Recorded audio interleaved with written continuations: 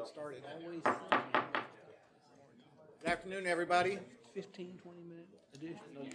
Big crowd today, so I'm going to stand up for just a minute so everybody can see me. I'm Jim Urban. I'm the chair of the TTCC, and I'd like to call to order the this is September already. Yes, it is September, but that's not August. It's September meeting of TTCC. Looks like we got a bunch of people here. We may have some public comments, so I'm going to get going with introductions. Again, Jim Urban. I'm Planning Director, Oldham County. Larry Cheney with KIPTA. Jim Silliman, Oldham County. Bentley Yang, City of Jeffersontown. Ricky Bowe with Tri-Mark. Keenan Stratman with City of St. Matthews. Scott Fleming, City of Shepherdsville. Curtis Huckleberry, Mayor of Shepherdsville. Arthur Jones, City of Shepherdsville. Alicia Harper, Director of Bullock County Planning. Keith Griffey, Bullock County.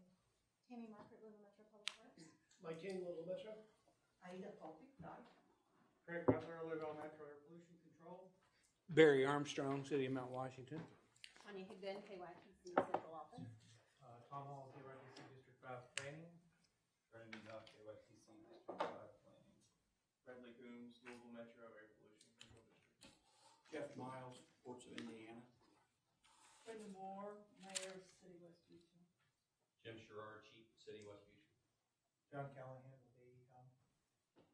Bob Bentley with Ball and Milton Consulting Engineers. Laura DeCino, City of Mount Washington. Carl Sawyer, Integrated Engineering. Elizabeth Olin Schiller with KIPTA, Every Commute Counts Program. Stacy Burton, Every Commute Counts, KIPTA. Dan Borsch. Mark Warms, Executive Director of Bernheim Arboretum and Research Forest. Jackie Cobb, Citizen. Andrew Berry, Barnard Forest. Randy Simon, KIPTA. Sarah Bear, KIPTA. Elizabeth Parker, KIPTA. Zachary Buck, KIPTA. David Burton. Anne Marie Saker, KIPTA. And of course, KIPTA. Andy Rush, KIPTA. Ashley Tinius, KIPTA. Ashley, welcome back. Thank you. All right, first order of business is the July 10th TTCC minutes. Action is requested on approval of those minutes. Motion to approve. Is there a second? Second. Second, Aida. Anybody have any comments or corrections to those minutes? If not, all those in favor say aye. Aye. Any opposed? Ayes have it. This is public comment period. I'm anticipating from the introductions that there are a number of people that want to make comments. In the interest of time, and typically we don't have a lot of public comment, I'd like to see if everybody could limit their comments to about 3 minutes. If you need a little more time, just ask. But again, in order for us to get through everybody's comments, appreciate that. Anybody want to make public comment? Yes, sir. How you doing? Again, Chief Jim Sherrard, City of West Beach Police Department. Just trying to find out or get in contact since some different lights went in on Bardstown Road. Traffic is a nightmare. I think all the lights are out of sync. We're starting to have a lot more accidents. It's starting to become a lot more public hazard. So who would I need to get with to try to get somebody out there to check this? Check the timing, sync, and everything else. The electrical maintenance, public works. Okay. You have a contact with them by chance? Do you have a card?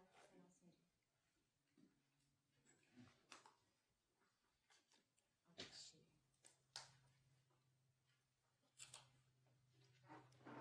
Was that it? Mayor, did you have anything that you wanted to say? Or?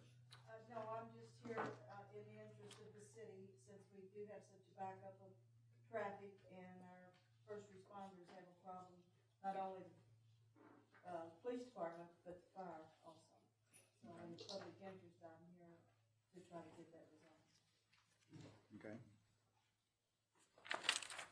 Okay, next. Anybody want to go next on public comment? Mr. Worms?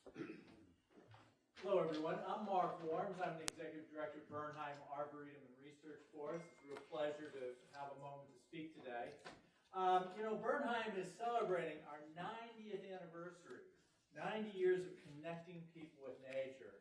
And regardless of race, creed, or economic status, people have been able to enter Bernheim without charge for the last 90 years. Today, we continue that. We're very proud of the fact that we connect people with nature. We're very proud of the fact that in our land we protect clean water, clean air, beauty, and wildlife. wildlife habitat. We're very proud of the fact that we are part of the quality of life for Bullitt, Nelson, Jefferson County, and this whole region. You may have heard that we have forest giants within a giant forest, 3 big recycled art sculptures from a Danish artist. Well, they're attracting record crowds. And in fact, we're on target for about 500 to 600,000 visitors this year. And that is from all 50 states already and 26 foreign nations. So we're proud of the fact that we're part of the community, the economic development aspects, ecotourism, heads in beds, grocery stores, gas stations, all of those things are benefiting from our activities, as well as healthy lifestyles, and again, clean air and clean water. For the first time in 90 years, Bernheim is facing 2 threats. And those threats are an LG&E natural gas pipeline that's been proposed to cut across some of our conservation land. The other threat that is what involves you all today is that there's a highway study occurring, which is an I-65 to I-71 connector study. And of the 12 study routes, depending on how wide they are and how you look at them, somewhere between 3 and 5 of them would impact Bernheim land. And, you know, that's a real shame, because if Bernheim wants to be here for 90 years more and 900 after that, we can't have it winnowed away by cuts and scrapes, and in this case, maybe even whole knobs blown out for highway construction. So we ask that you consider the unique nature of Bernheim, our mission, the quality of life that we deliver, the clean air, clean water, and that really everyone voice an opinion that there's plenty of alternatives to routes through Bernheim. And in fact, we believe there's probably the best is to improve local roads and local issues rather than a whole new bypass. So I thank you for your time. We look forward to working with you. And I might say, I'm really pleased that the KIPTA process is out in the light of day for communities to engage in, and we've been at those tables compared to some other processes that we're fighting with right now. So thank you all again. Appreciate your time. Thanks, Mark. Anybody else for public comment? Yes, sir. I'm Andrew Berry. I'm the Director of Conservation at Bernheim Forest. I want to follow up on what Dr. Worms just stated. You know, we've been protecting nature and doing conservation at Bernheim for 90 years. We're now 16,137 acres. And the land that could be impacted by these projects, the pipeline and the interstate bypass, is a corridor, a wildlife corridor that we worked over the past 5 years to build. We call it the Cedar Grove Wildlife Corridor, and we did that with conservation funding from 2 sources. To get that funding, we had to put a conservation easement on that property and also deed restrictions to say that we will protect it and its natural features in perpetuity and manage it as wildlife habitat. We are not legally able to grant access for the pipeline, nor would we be able to for the highway. And we're letting everybody know that, you know, Bernheim is going to fight these as strong as we can. We're fighting in the courts right now. We're being sued by LG&E, and we're also fighting this in the court of public opinion. And we're doing road shows all over the area over the next few months. If you guys are interested, please come out. We've seen a tremendous amount of support from not only the greater Louisville area, but all over the world. People telling LG&E and telling the transportation planners, some of you in this room today, that Bernheim is not the right place for a project like this. We can have it both ways. We can improve our transportation.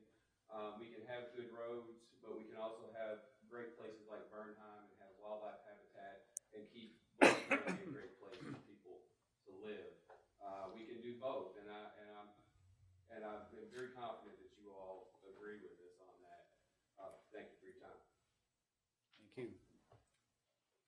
Hi, I'm Jackie Cobb. I've addressed the board body of this KIPTA group a couple times. My first time to the TTCC, so hello to all of you. I'm just a citizen of Jefferson County, and I've spoken a couple times to the board asking that this body integrate stronger sustainability metrics and how you measure your projects. And I came today with a specific example that I thought this body might be able to learn from and study. It's a case study from the Metropolitan Transportation Commission and their work with the cities in a multi-county area to align how they measure projects across all of the cities and counties and the MPO. So for example, the MTC and the Association of Area Governments, they published 10 performance targets, such as reducing per capita carbon emissions by 15%, increasing average daily walking or biking per person by 70%, decreasing trip time for non-auto modes by 10%, decreasing car VMTs per capita by 10%. And so I would just ask that maybe I could give this case study to someone on the TTCC and to be circulated. It's just something to consider for our area to strengthen how we study and invest in our transportation, because we are too car dependent. We emit too many carbon emissions from our transportation system, and we can cost effectively invest in walking, biking, and public transit more than we have today. And I'd like to see our region and our area move that direction swiftly. So thank you for your time. And is there someone I can give this to? Larry. Thank you. I'd also like to echo the words from the Bernheim staff that that area needs protecting, and that bypass is a core idea, not only for protecting Bernheim, but it's really not a great financial decision. It would also spur development around that bypass that would have some really huge land use implications, as well as financial implications for the counties and governments around there, needing to provide ancillary roads and sewers and other utilities. So I would just implore you all not to build a bypass at all. Thanks. Great. Anyone else? Yes, sir. Hi, Dan Borsch. I'd like to say I appreciate you all practicing what you preach with the maintenance of your parking lot. It's indicative of the situation facing our entire county. We don't have enough money for the projects you all committed to. When you can't even keep this parking lot paved and it's full of potholes, that just really spoke to me when I drove in, so appreciate that. I own multiple restaurants in the city of Louisville. The city of Louisville is an amazing resource for this community, but we're not investing in it appropriately.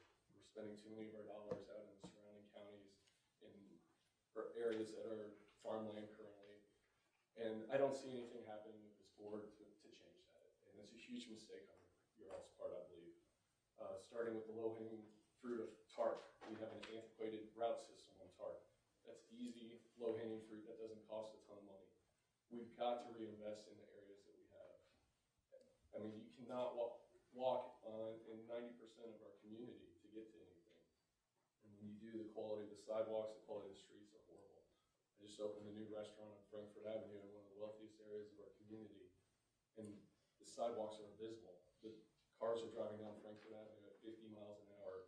It's going to lead to someone dying, and that's your all's responsibility. It really is. We all know it's happening, and you're not doing anything about it, and it's really frustrating as a citizen. Not everyone has the luxury of being able to come to these meetings and speak. Not everyone has businesses that have opportunities to make money by the contracts you give out. But you all need to really reconsider the way that you operate. I'm obviously emotional because it's just so frustrating to live in a city where we've lost 150,000 people from its peak. And you see these pictures from the 30s and 40s of a vibrant community that was growing, that was wealthy, that was allowing people to live the American dream. And now too many people are suffering and not able to function appropriately in society. And a lot of that's because of the decisions that have been made through KIPTA. I look back at the heads of the KIPTA board over the last 20 years, and it hasn't been the city of Louisville once. And what you all don't see, that I see as a small business owner, restaurant owner, is the number of people that suffer because they can't get to their job, because they can't take TARP.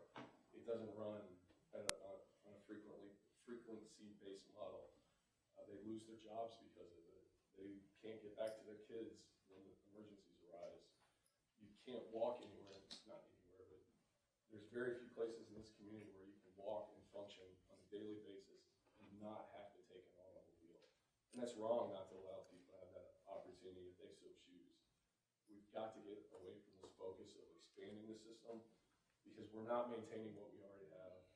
And you go to any city in Europe, be it 20,000 people, 10,000 people, and there's more vibrancy that's there than here in Louisville, in a city of 1 million, except for a few square blocks. And that's on your all shoulders.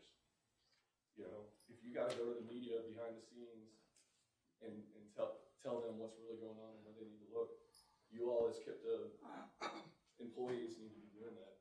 The leadership of KIPTA, in my mind, needs to scrap everything that's on the books and reevaluate everything in the face of the world that we're living in now. Thank you. Okay, thank you. Anybody else in the public comment period that wants to bring anything in front of the TTCC?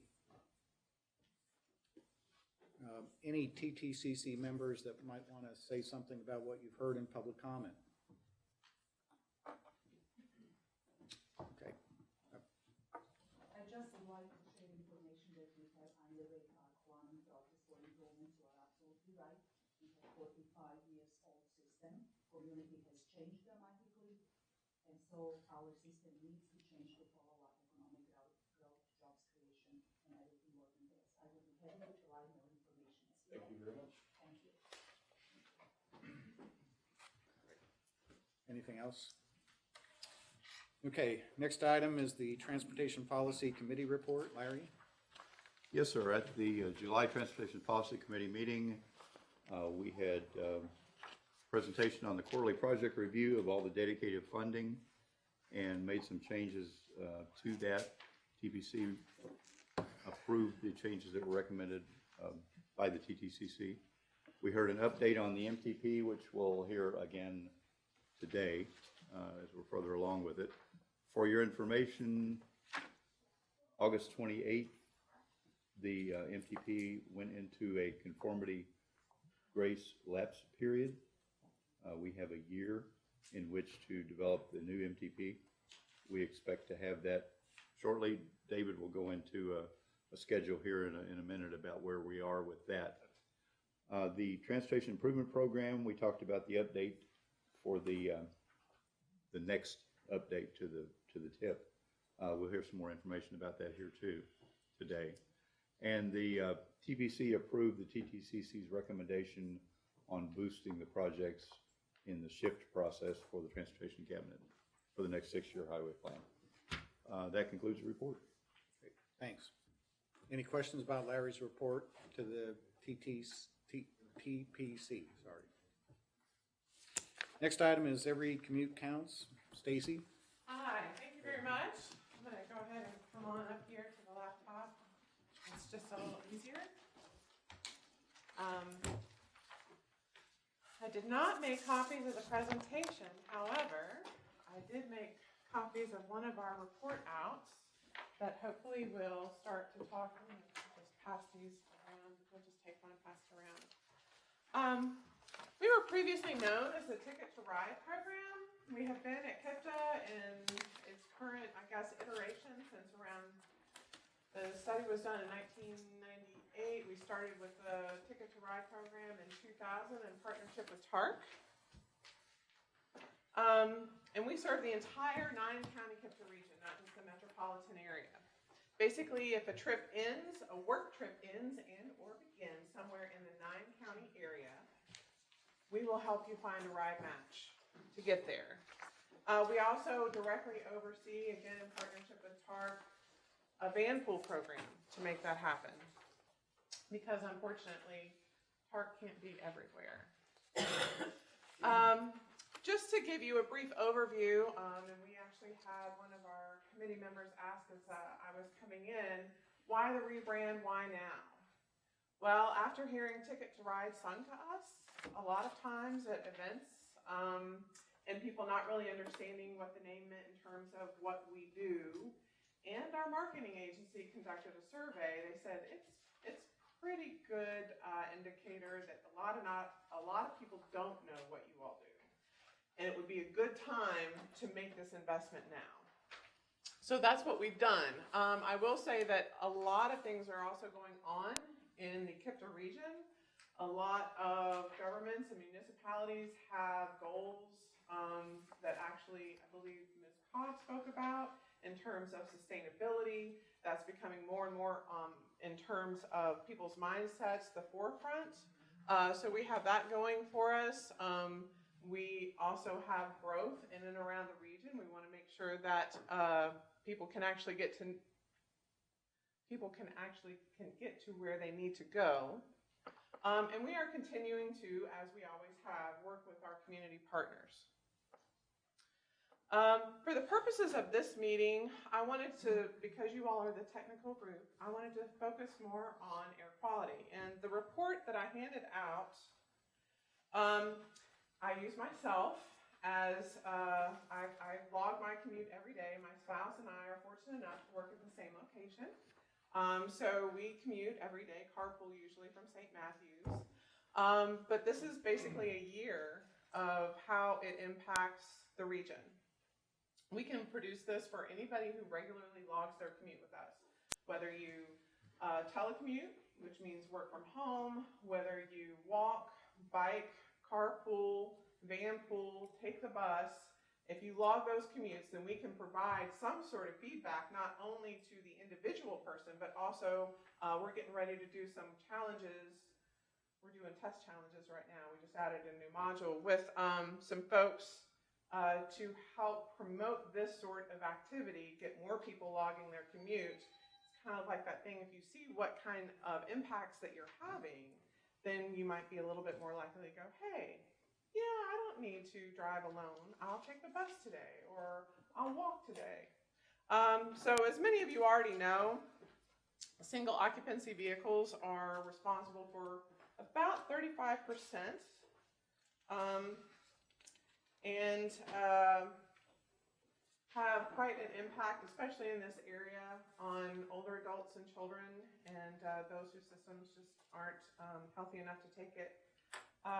And also our reduction in VMT, fewer cars means lower VMT, typically means less congestion, less time on the road, which is a benefit typically for everyone. And just to illustrate, for those of you who have that sheet already, just a little bit, small commute, 7.5 miles, carpooling, most days in, I was able to save 1,800 pounds of pollutants from entering the atmosphere, just 1 year. So that's pretty decent, and I think a lot of people have a commute that might be comparable, maybe even a little longer. Hopefully, most of you can walk to work, but that usually isn't the case. Like I said, just one time a week. If you can't commit to doing it every day, just one time a week can make a big difference. Speaking of fiscal years, last fiscal year, these are our numbers, and I'm not going to go over each and every one of them, but our program basically was able to reduce vehicle miles traveled by almost 40 million miles.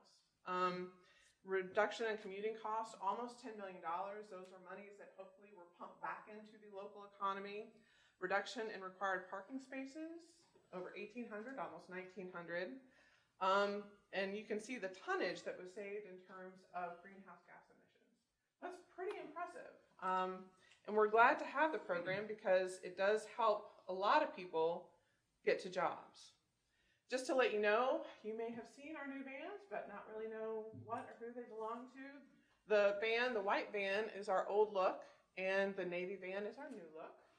Our new logo, our marketing firm, we think, did a pretty great job with that. In partnership with TARC, our marketing firm also developed this ad, and we think this is so fitting because transit is every bit rideshare, just as much as all those other modes are. Just to give you an idea, some of the fonts I did not translate. Don't worry about that at the top. Sorry about that. Basically, we have a rebranded and interactive website. And I'm just going to go through, once you register, you'll see some of this information. And to give you some idea, we do have currently 66 operating van pools. We're getting ready, hopefully, to add a 67th, we found out today. And 63 of those travel through Jefferson County. They either begin, end, or simply travel through. We do have van pools that start in Floyd County and go all the way down to Fort Knox, believe it or not. But at least we're getting 8 people to ride together than having 8 cars travel separately. This is our match page from the website. And this is just basically the same report that you see and how easy it is. Everybody can go in and log their commute, a little calendar page. It's very simple once you get the hang of it. And then this is probably our least known benefit, emergency ride home. Has anybody heard of the emergency ride home program? Please tell me that you have. Okay, good. If you are registered with us for van pool, carpool, bike pool, or transit, basically, and you get an emergency, you have unplanned overtime, your child gets sick, you get sick, some sort of crazy situation is going on at your house, you got to get home ASAP. Up to 4 times a year, you can call a cab, you can use Uber or Lyft, you can even take TARC. And the reason why TARC is available is we have some people who are on TARC routes but work a 2nd or 3rd shift job. And TARC doesn't run at those times, but if they leave work early enough, they can still use TARC. So we even reimburse for the TARC fare in those particular cases for up to 100 miles. This is a safety net to help people get over the fear of, oh, I'm going to be stranded. If I join a carpool, nobody's going to help me get back home when I need to get home because I've got kids, I've got a spouse, I've got aging parents. Things happen. We understand that. So this is your safety net, or this is your constituency safety net to find a safe way to get back home and hopefully get over that fear. And like I said, everybody can use this up to 4 times annually. So if you take nothing else away, please ask people to register with us, at least for the emergency ride home benefit, if nothing else. It was brief, but if you have any additional questions, please feel free to contact me. Again, I'm Stacy Burton, the program manager. Elizabeth is right back here. She's also going to show a couple of signs that we've had made. Some fabulous signs. That we would be happy to provide to anybody upon their request to put out, like in front of your municipal buildings, whatever, just to help drive awareness.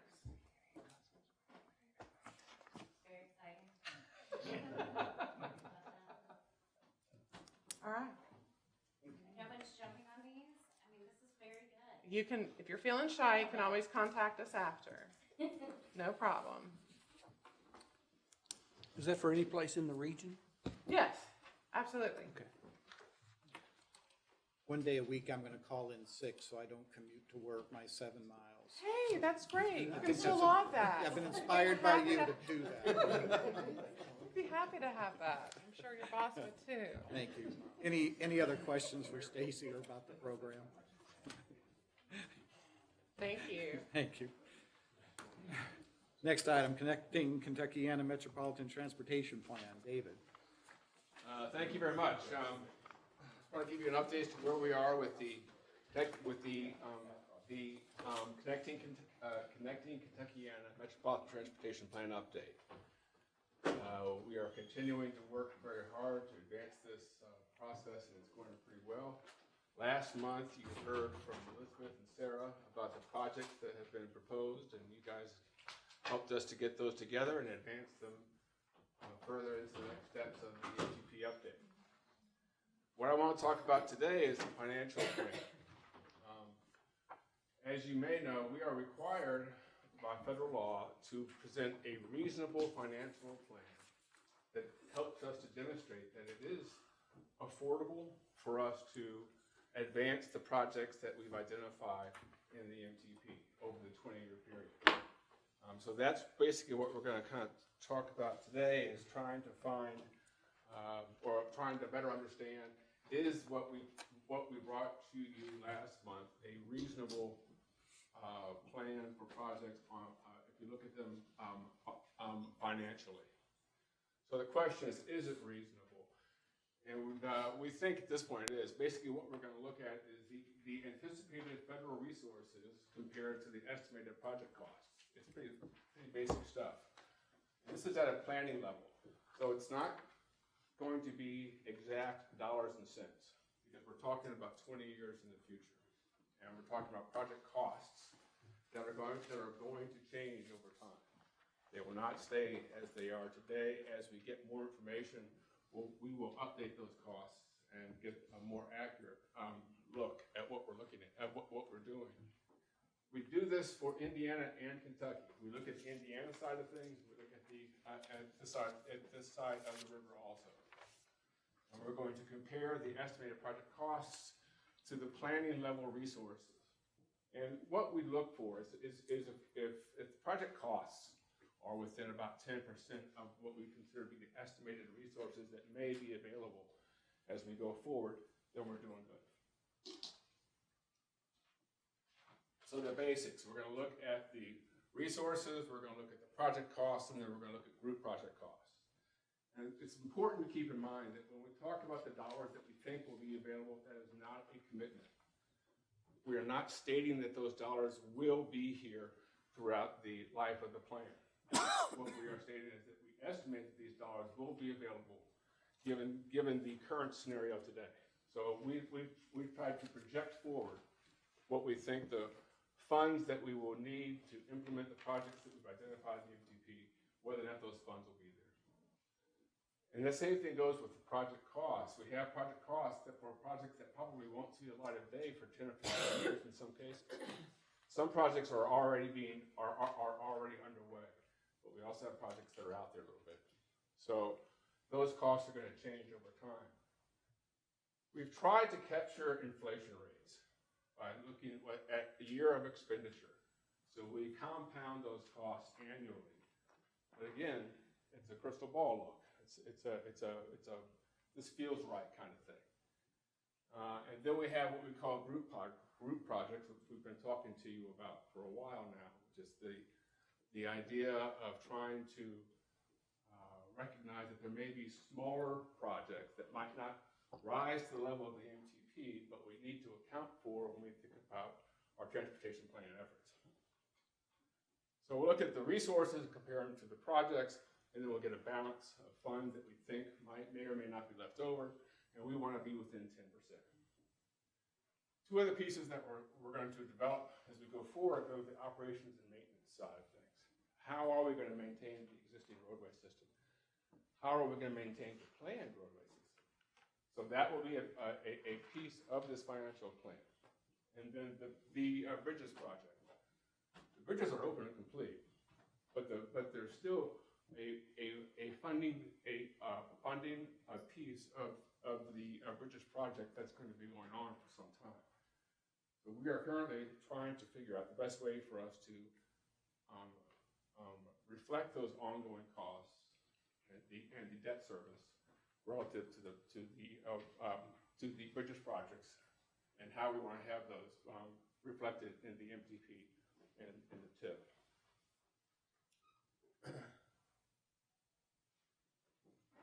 Okay, so everything started with looking at our current transportation improvement program and the last 3 years of programming of funds in the TIP for both states. We then got an annual average of those funds, and then we would extrapolate those out the full 20 years. We also did a review of the non-traditional funds, like Tiger grants. Those are not considered formula funds, but they are federal funds that have come to our area. Then we reviewed the cost estimates and we opened the public dates for the projects that have been given to us to consider and look at for the MTP update.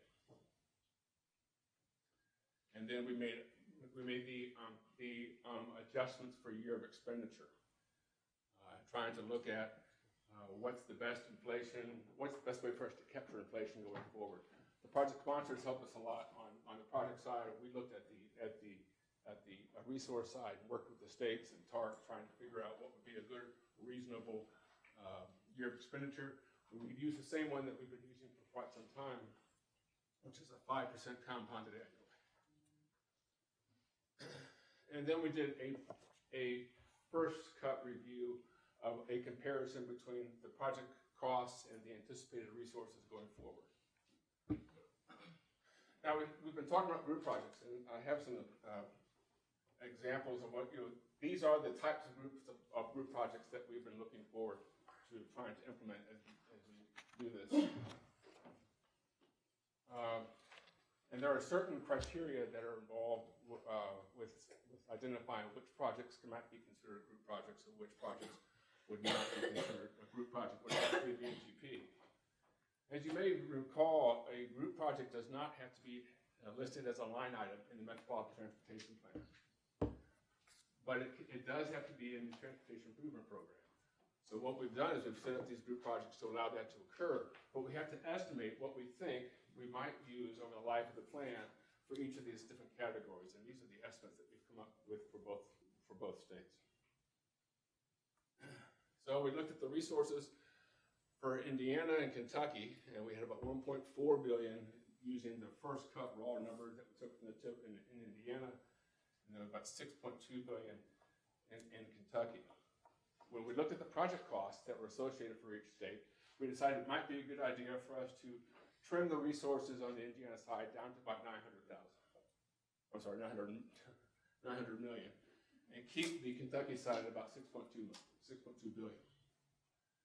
The projects and programs in Indiana total about 408 million, and in Kentucky about 6.1 billion. And those are the group projects at 528 million and 703 million for each state. With the balance that brought us to about 104% in Indiana and right at 110% in Kentucky, so that is within what we consider to be reasonable. The last piece I want to hit on is these are the projects and programs. As we go through and complete the update, we anticipate that those dollar figures there, the 408 million and the 6.1 billion, are going to adjust slightly up and down. So this is not the final number that we're going to be using in the final draft of the document, but this is a pretty close estimate of where we think we're going to be when it comes time for us to put the entire document together. So what we're asking for from the TTCC is to recommend that we use this methodology going forward, with the understanding that we think we're there, but there may be some slight tweaks as we go forward, and that we are in a pretty good position using this as the financial plan for the MTP update. Questions? Clarification? Action is requested, David? Yes. And what is that action that you're looking for? To recommend that we continue the update using the financial plan that we have given to you today. And that's a recommendation to the TPC? The TPC, yes, sir. Anybody have any questions or interest in a motion that David just stated? Make a motion. Motion, is there a second? I'll second it. Second. Can still have discussion or questions if you care to, but we have a motion on the floor. Aida? Just have a question. Sure. When we will be able to revisit this again? When reporting is far away in terms of financing, we know how approvals of the transportation plans at the national level works. Every 4 years. Every 4 years. We update the MTP every 4 years.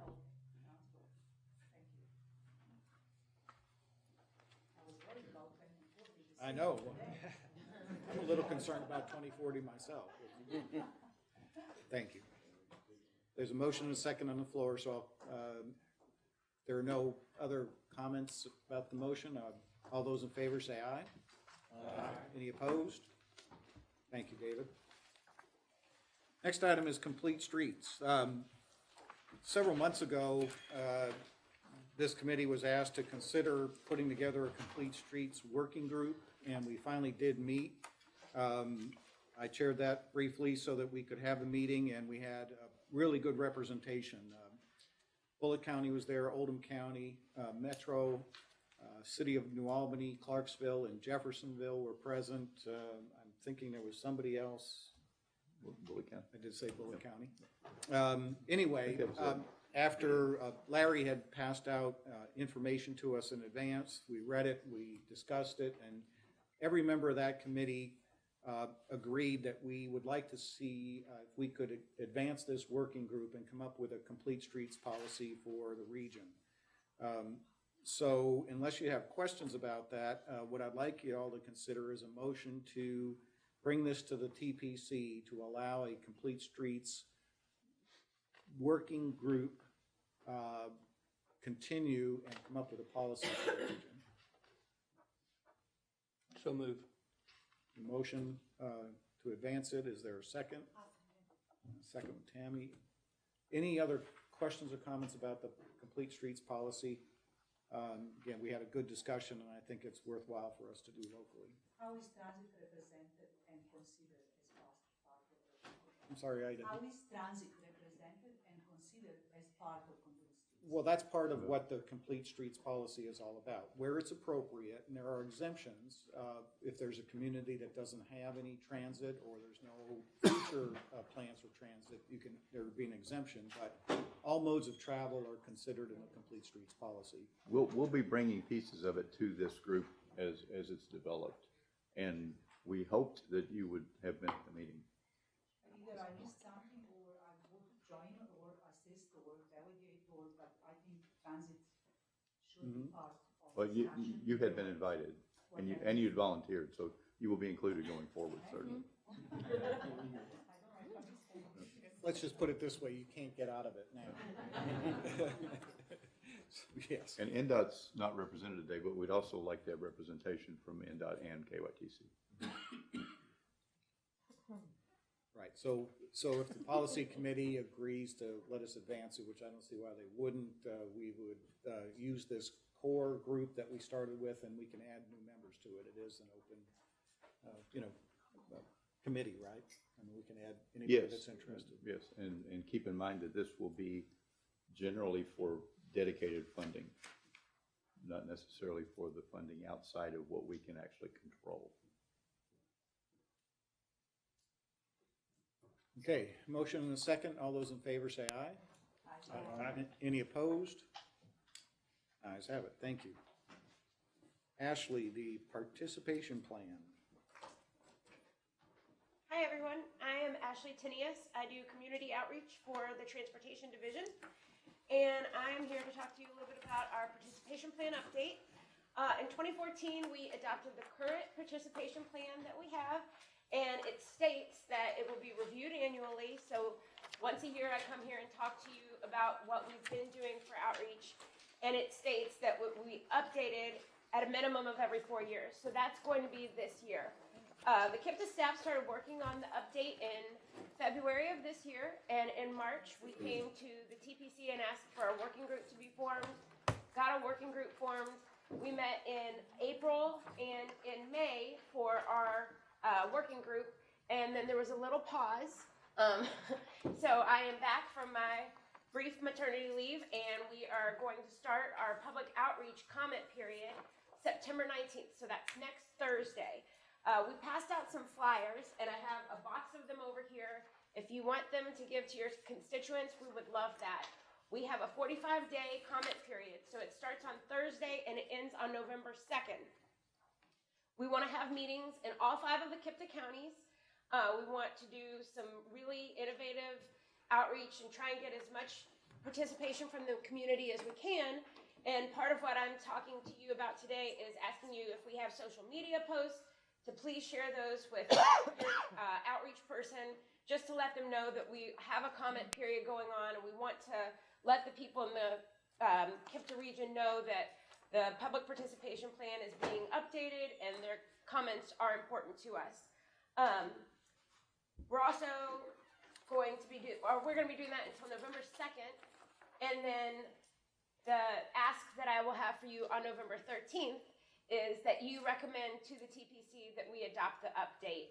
And the meeting in November is going to be the annual meeting that we do at the Marriott. So we'll meet here on the 13th, ask for the recommendation for the adoption, and then on the 19th at the Marriott, hopefully get that passed so we're within our 4-year goal of staying within the stated verbiage in the participation plan.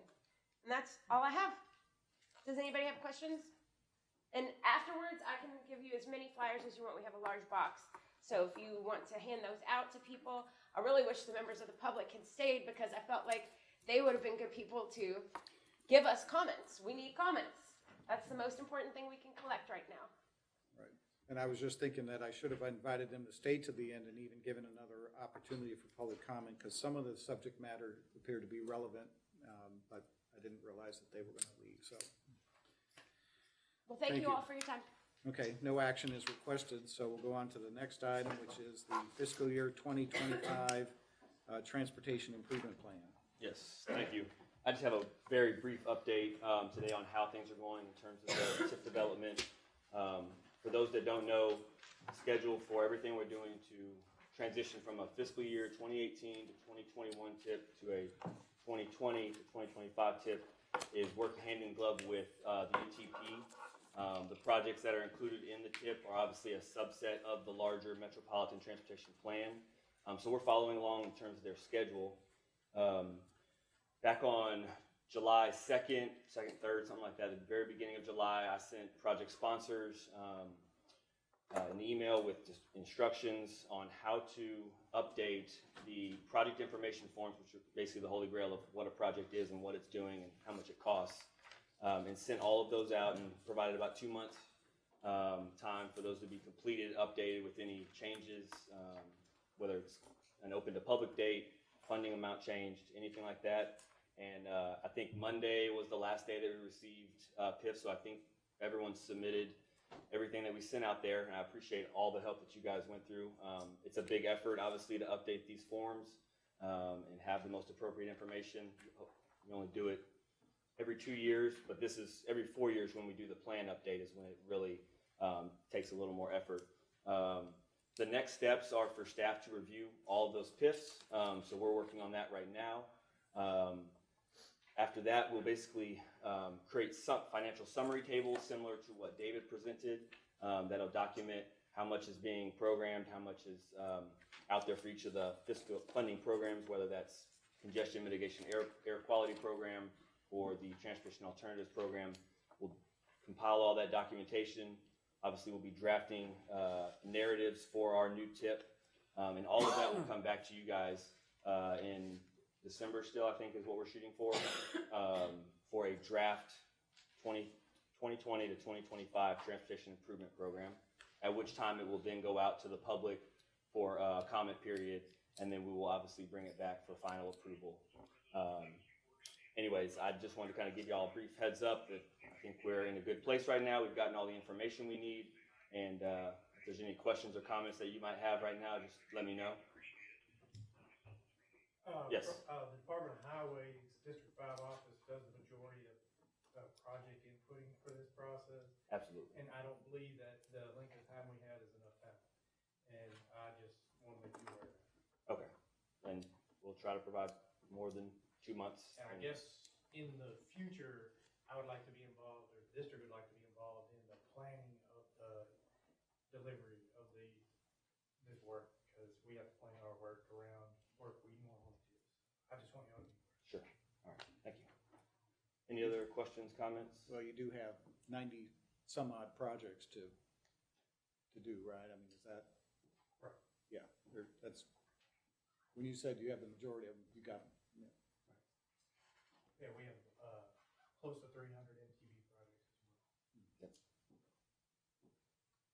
Good. Any other questions or comments? All right. Thank you all. Thanks. Next item is the kite award. Larry? Yes, this is the 5th year for this award. We have awarded, I think, this to several very, very good projects in our community. We are accepting nominations until October 4th. I sent everyone, hopefully everyone in this room on the committee got that information, the nomination form and the guidelines. So please consider not only your own projects, but other projects as well. Anything that had an active phase in 2019 is eligible. So please get those to me. We will announce that at the annual meeting, announce the winner again. That's it. Just a reminder. Thanks. Does anybody have any other business to come before the TTCC? I've got only one. At the beginning of this meeting, I failed to state the obvious, and that's the reflection of this day in history. And I'm reminded of a couple of key times in my life that I can remember specifically what I was doing when President Kennedy was shot. This day, 18 years ago, I can remember every moment as I watched the horror. And for anybody that's had family or friends that were affected, take a moment this day, make sure take several moments this day to reflect on those that we lost and the heroism of those that were in those buildings that day. I did lose a friend in the Second World Trade Center. So I have nothing else. Anybody want to make a motion for adjourn? I had one other thing. Sorry. I think you and I had talked about in the past about maybe revisiting the STP urban funding process and how we might have a discussion about streamlining the process. We fully intend to do that. Yeah. Not only for project sponsors, but for us as well. And I did. Okay. And that's something that we don't have time to do yet. But once we get the new TIP and the new MTP in place, that gives us some breathing room and we can start that process. So we're in position the next time.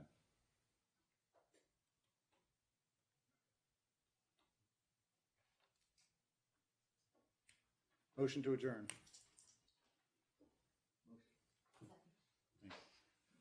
We're adjourned. Thank you.